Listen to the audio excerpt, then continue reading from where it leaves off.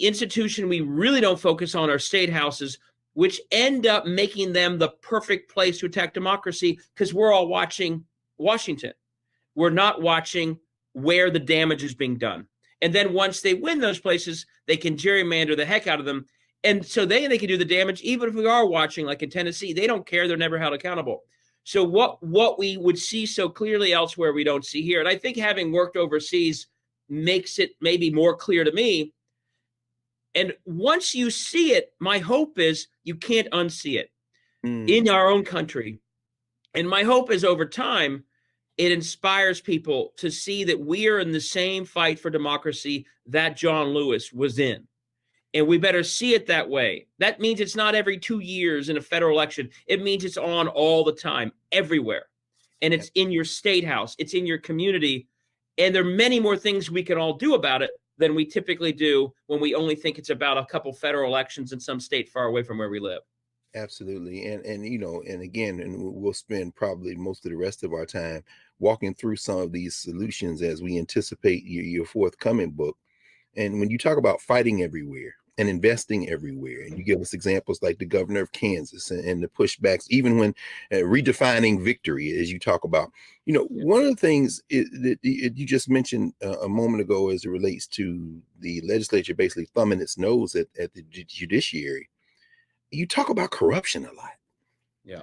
You know, could you, I mean, what is this kind of impunity? I'm assuming it's always been with us, but I mean, could you, and then maybe we'll pick this up on the other side of the break, but if you want to say a line or two about how corruption plays in this, we'd be grateful. Yeah, so much of what's driving the takeover of state houses is big money.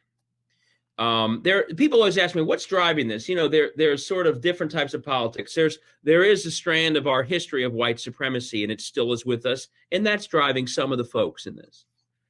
There's also other types of extremism in politics, but there's a lot of big money that understand that state houses end up being the perfect place for people to make a lot of money, be it energy companies, for-profit schools.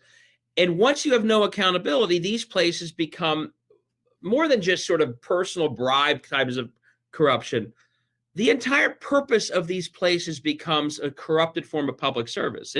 It's taking public assets and giving them to private entities. I mean, it's sort of on steroids, Brett Favre taking money meant for poor folks in Mississippi and using it for volleyball courts. Absolutely. All over this country, these state houses are basically taking public resources,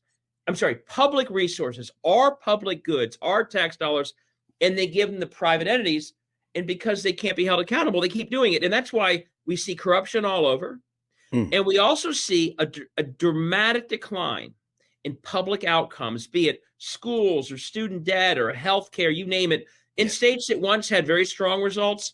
Because the public goods are being forked over to private players, they make the money, the public pays the price. Absolutely. And so these places, corruption is endemic to these hijacked state houses. When you have no accountability to the public, the private quickly starts grabbing the funds and the public can't do anything to stop it.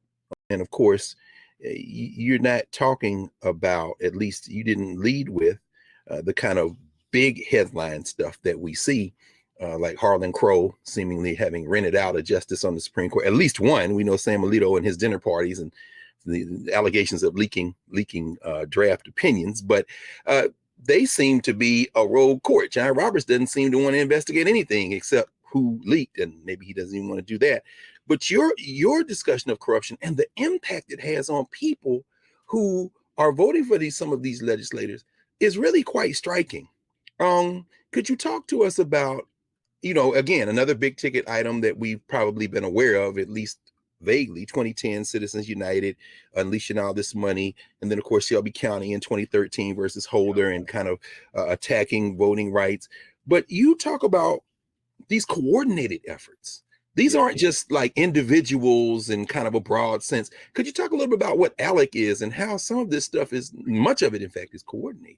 Yeah, and so the point is there's individual acts of corruption where people are getting bribes and they sometimes get prosecuted. But my worry is there's a much bigger corruption of the very notion of public service. And these state houses have become the place that if you want, and this takes us to ALEC, if your goal is to grab hold of public assets for your benefit, in the way that Brett Favre did, for example, Yes. and you are a private company, state houses are where you can get it done. Far better than Congress, everyone's paying attention. And it turns out that in a world of no accountability with gerrymandering and suppression, the incentives that these legislators face actually rewards giving money to private entities who then give you money back. And the public who pays the cost of that giveaway can't vote you out anyway.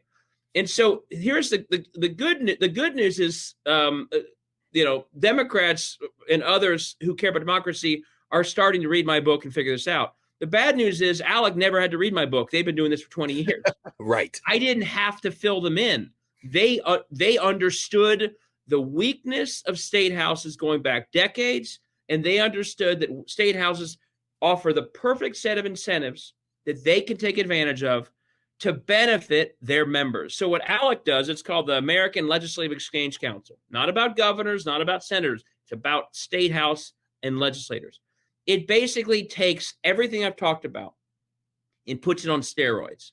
It doesn't go one state at a time. It says across the states that we control, that we've hijacked, that no longer answerable to their own people, we are going to just rush through bill after bill that we write in some hotel room somewhere that benefits our members, be it, utilities or gun companies or energy companies or for-profit schools. And these state houses, sufficiently hijacked, will do everything we ask. And the sad truth is it's worked incredibly well. And so they keep doing it. And as you said earlier, if something succeeds in Florida, they bring it to Ohio. And then they say, well, look, it happened in Florida. We'll do it here. If something fails, they'll learn from that mistake and correct for it. If that rule about drop boxes caused a long line in Ohio, well, everyone else starts doing it in all these other states. So we see basically a harnessing, a weaponizing of these broken state houses to accomplish this much bigger sort of far-right agenda that most of these states themselves wouldn't actually support. Kansas, that referendum on abortion access in Kansas, yes, is the tell. These places no longer represent even conservative states. They are hijacked by the far right and big money, and they're pushing that agenda, and they're able to push it, one, because of gerrymandering, which seals these people off into little fortresses of unaccountability, and two, because we do them the favor of never paying attention to it anyway. So they're just churning and churning away. And again, the reason I wrote my book is we're off celebrating Biden and Kamala Harris winning in 21 while they're suppressing and gerrymandering in the middle at the same time, and too little people even see that it's happening. So, but again, to go back to what I said before the break, there's so much money driving it. It's not like this is charity or civic service for them.